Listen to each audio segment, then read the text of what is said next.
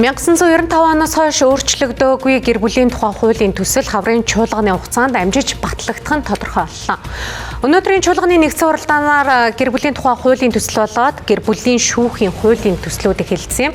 Эх 7 хоногт эцсийн хэлэл зүйлгийг парламентаас дэмжснээр Монгол улсад гэр бүлийн харилцааг зохицуулах цоошин хууль эрх зүйн орчин бүрдэж байна.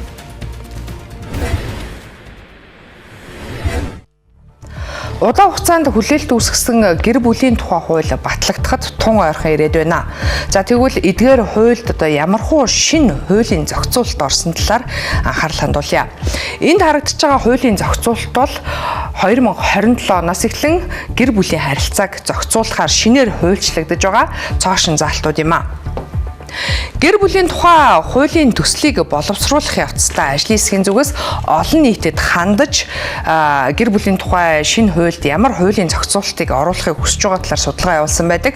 За судалгаанд оролцсон нийт хүмүүсийн 86.7% нь гэр бүлээс гадуур харилцаа үүсгэхэд оролцсон 3 дахь этгээдэд хариуцлага тооцъё гэдэг санал өгсөн нь нэлээд анхаарал татж байгаамаа. За гэвч олон улсын хууль тогтоомжид болоод Монгол улсын нэгдэн орсон конвенцуудад хайр сэтгэлийн холбоотой асуудалд бол хариуцлага хүлээлгэсэн тийм зохицуулалт бараг байдаггүй учраас 3 дахь этгээдэд хариуцлага тооцох асуудлыг гэр бүлийн тухай хуульд оруулах нь зохимжгүй маа гэж ажлын хэсгийнхэн болоод улсын их хурлын гишүүдийн зүгээс үтсэн байна. Нөгөө хоёр хүний хоорондын маргаан байдаг гэсэн бол 3 дахь 4 дахь хүний маргаан болж эхэлнэ.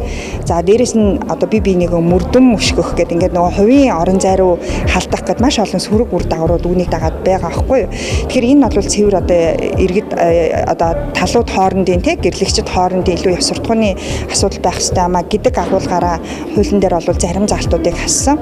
За хамгийн гол нь энэний үр дагавар хаана очиж гарах вэ гэдэг дээр ярилцж байгаад бид нар эд хөрөнгөө хуваарлах тохиолдолд шүүх энийг нь харгалзаж үзэж эд хөрөнгө хуваарлахтаа харгалзаж үзэхнийг үзүүлэлт болгож оруулсан гэсэн үг те. Тэгэхээр нөгөө гэр бүл цуцлагдж байгаа гол шалтгаан нь яг энэ гэр бүлийн гадуур харилцаатай холбоотой байх юм бол эд хөрөнгийнхөө одоо хуваарлалтын дээрээ эрхээ жоох алдаад одоо 25% нь авах байсан бол 15% ч гэдэг юм уу те. Шүүх энэ хувь хэмжээг тогтоохдоо энэ нөхцөл байдлыг харгалзаж үзэхээр хууль нь тусгасан байна. За гэр бүлийн тухай хуульд цоо шинээр тусаж байгаа нэг зохицуулалт бол тээгч ихтэй холбоотой асуудал байгаа. За эрүүл мэндийн шалтгаанаар маш олон хосын хувьд тээгч ихтэй тохиролцож гэрээ байгуулах замаар үр хүүхдээ төрүүлүүлэх, үр хүүхдтэй болсон тийм тохиолдол олон байдаг. За гэхдээ хуулиар зохицуулаагүй энэхүү харилцаанаас болж одоо хүүхдийн тээж төрүүлсэн эмэгтэй хүүхдийг нь булаацалдах тохиолдол бол нэг биш удаа гарч ирсэн тийм туршлага байдгийн байна. За гэхдээ энэ харилцаа их хөвчлэн хуулиар зохицуулагдаагүй бөгөөд нууц явагдчихсан учраас одоогоор яг нэгдсэн бүртгэл тоон судалгаа бол алга байна. Гэхдээ гэр бүлийн тухай шинэ хуулинд тээгч ихтэй холбоотой энэхүү харилцаанд бол тээгч ихтэй гэрээ байгуулсан гэр бүлд давуу эрх олгох байдлаар шийдвэрлэх нь зүйтэй гэж үзсэн байна. Парламент ч гэсэн энэ залтыг дэмжсэн байна. За гэр бүлийн тухай хуульд орж байгаа дараагийн шинэ өөрчлөлт бол хүүхэд өрчлөх асуудлыг шүүхэд хариуцуулах тухай юм. За өмнө нь бол хүүхэд өрчлөх асуудлыг тухайн орон нутгийн засаг дарга дангаараа шийддэг байсан. За үүнтэй холбоотойгоор өрчлүүлсэн хүүхдүүд зарим айлд зарцлагдах эсвэл хөдөлмөрийн мүлжлэгд тодорхой хэмжээгээр өртөх тиймэрхүү тохиолдлууд гарч ирсэн байна. За хэрв гэр бүлийн тухай хуулийн нөлөөгөөр одоо хүүхэд өрчлөх асуудлыг шүүх хариуцдаг болоод ирэх юм бол тухайн хүүхдийн эрүүл мэнд, эрх тэгээд цаашлаад аюулгүй байдал ч гэсэн илүү баталгаатай түвшинд очно гэж ажлын хэсгийн зүгээс үзсэн байна. За гэр бүлийн тухай хуульд шинээр орж байгаа бас нэг зохицуулалт бол хүүхдийн тэтгэмжийг уян хатан тогтоох тухай асуудал юм а. За одоо мөрдөгдөж байгаа хуулиар бол тэтгэмж олгож байгаа эцэг их хөдөлмөрийн үйлсний доод хэмжээг 50%-аар тогтоох гэх мэт зохицуулалтаар шийдэгддэг.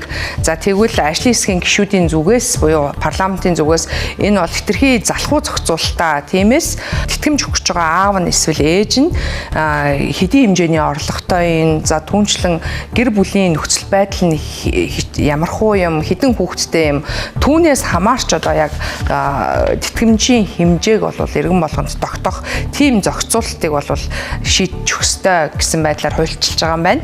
За энэ зохицуулалтыг бол хууль батлагдсны дараа засгийн газар журмаар тогтоож батлах үүрэг хүлээж байна. За гэр бүлийн шинэ хуулийн төсөлд болвол удам зүйн шинжилгээ хийх асуудлыг заавал оруулж өгөх ёстой гэж ажлын хэсгийн гишүүд үзсэн байна. Одоо гэрлэх гэж байгаа хосууд бол ДНХ-гийн шинжилгээ буюу за мэдээж хүний нэг дархлал хомсдлын вирус юм уу те одоо өшөө олон сэтгцийн одоо удамшиг хандлагатай сэтгцийн өвчлөлттэй энэ нөхцөлд бол бас шинжилгээгээ хийлгээд нөгөө талдаа мэдэгдэх үүрэг хариуцлагатай өөр мэдэгдэнэ гэсэн ийм зүйл заалт орж өгч байгаа. За гэр бүлийн тухай хуульд цоо шинээр орж байгаа нэг заалт бол гэрэлтийн гэрээтэй холбоотой асуудал байгаа. За манайд хуулинд тусгагдаагүй байдаг ч гэсэн гэрэлтийн гэрээ байгуулж гэрэлтэх асуудын жишээ бас цөөнгүй байдаг. Энэ асуудлыг харин хуулинд ингээд тусгаад өгснөөрөө гэрэлтийн гэрээ илүү эрчимжих бололцоотой гэж үзэж байна. За гэрэлтийн гэрээг байгуулснаар бол тухайн гэр бүлийн харилцаа илүү ойлгомжтой болох саллаа гэхэд гэр бүлийн гишүүд одоо нэг нэгнийхээ өмнө ямар үүрэг хариуцлага хүлээх вэ гэдг нь эхнээсээ тодорхой байх юм бол шүүхтэр ч гэсэн процесс бас тэгтлээ хүндрэхгүй байх бололцоотой гэдгийг бол энэ хуулийг ажлын хэсэгт орж ажилласан гишүүдийн зүгээс тайлбарлаж байсан юм а. За гэр бүлийн тухай хуулийн энэ төсөл одоо хаврын чуулганы төгсгөлт буюу эх 7 хоногт батлагдах төлөвтэй байна. За эх 7 хоногт эцсийн хилцүүлгийг чуулганаар оруулах ёстой. Эцсийн хилцүүлгийн явцад одоо өдий хүртэл ингээ орж туссан сая танилцуулсан эдгээрх зохицуулалтууд бол бараг өөрчлөгддөггүй тэр чигээрээ хуульчлагддаг үлээ. За энэхүү 2027 оноос эхлээд Монгол улсад гэр бүлийн харилцааг зохицуулах цоо шинэ хууль эрх зүйн орчин бүртгэнэ.